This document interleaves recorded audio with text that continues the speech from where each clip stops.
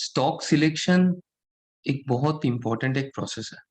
आप उसको जब फ़िल्टर कर रहे हो, तो आपको किस तरह का स्टॉक पहले अवॉइड करना चाहिए, वो मैं आप लोगों को आज बताने वाला हूँ। कोई भी स्टॉक में अगर आपका उस सेक्टर डाउन ट्रेंड में है, तो उस स्टॉक को आप मैक्सिमम टाइम ट्राई कीजिए कि अवॉइड करने के लिए। अगर वो टेम्परेरी सपोर्ट ज़ोन में है, तभी लीजिए। वो अगर ब्रेकआउट ज़ोन में है, कोई भी टाइम फ्रेम में, उस टाइम फ्रेम में उस स्टॉक को आप मत लीजिए जो सेक्टर लॉन्गर टाइम फ्रेम में डाउन ट्रेंड में। चलिए मैं आज आप लोगों को एक एग्जांपल के तौर पे दिखाता हूँ। सन टीवी नेटवर्क ये एक स्टॉक है जिसमें आपका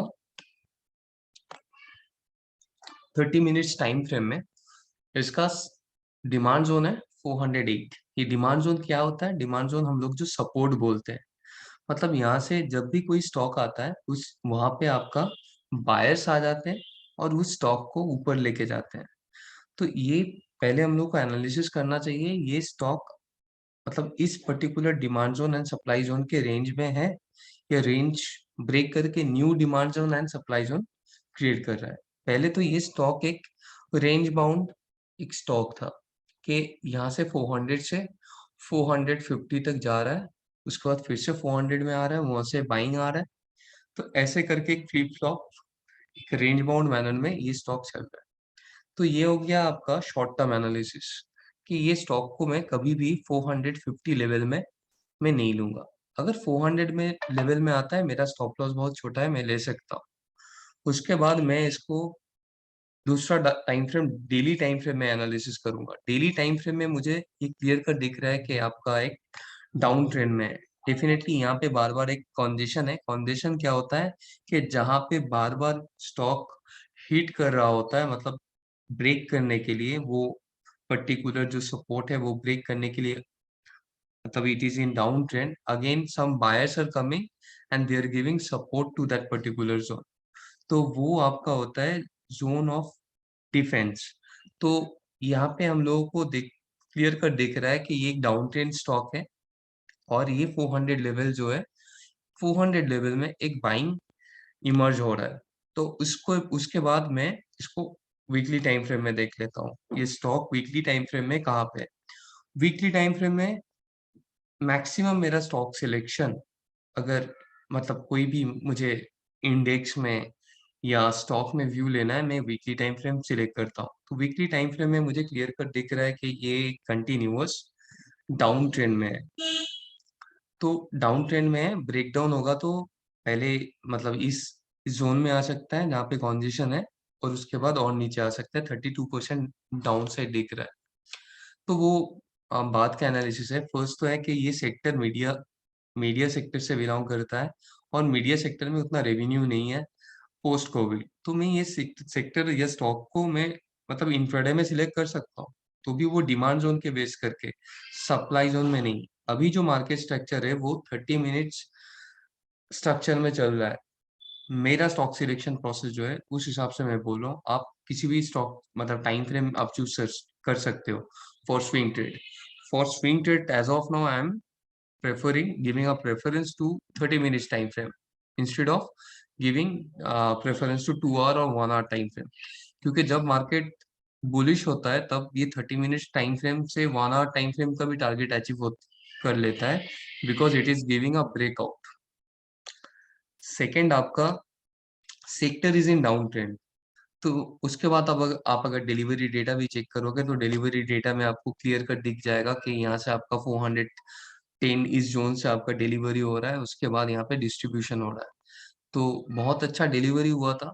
हाँ, बहुत अच्छा डिलीवरी हुआ था और यही मार्केट स्ट्रक्चर है। अगर आप अगर ब्रेकआउट जोन में बहुत सारे लोग बाइंग करते हैं कि अभी भी एक ब्रेकआउट होगा, तो आपको ये सिलेक्शन करना है कि ये कौन सा जोन में है।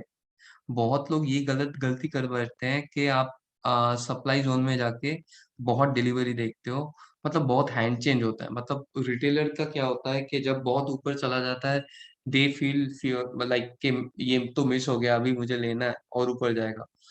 तब जाके कोई अगर ले लेता है, तब वो ब्रेकआउट फेल होता है। उसके बाद 10% जो भी लॉस है वो लॉस बुक करके एक्सेप्ट कर लेते हैं और सोचते हैं कि मेरा स्टॉक सिलेक्शन कहाँ पे गलत हुआ या क्या हो गया, उसके बाद फिर से वो ऊपर चला जाता है, क्योंकि ये फ्लिप फ्लॉप स्टॉक है और ये एक डिमांड जोन सप्लाई जोन के ऊपर आपका ट्रेंड कर रहा है। ये छोड़ के आपको क्या देख लेना चाहिए, मैं एक बार चार्ट में दिखा देता हूँ। कोई भी स्टॉक को आप अगर सिलेक्ट कर रहे हो, मतलब कोई भी टाइम फ्रेम में, मतलब कोई भी टाइम फ्रेम में, मतलब आप अगर मान ली टाइम फ्रेम में आप सिलेक्ट कर रहे हो, तो उसको हर टाइम 20 एंड 50 ईएमए या एसएमए जो भी आप सिलेक्ट करो, तो उसके आसपास सिलेक्ट करो। मतलब यहाँ पे आपने सिलेक्ट किया है, ठीक है, यहाँ पे सिलेक्ट किया है, ठीक है, मंथली में,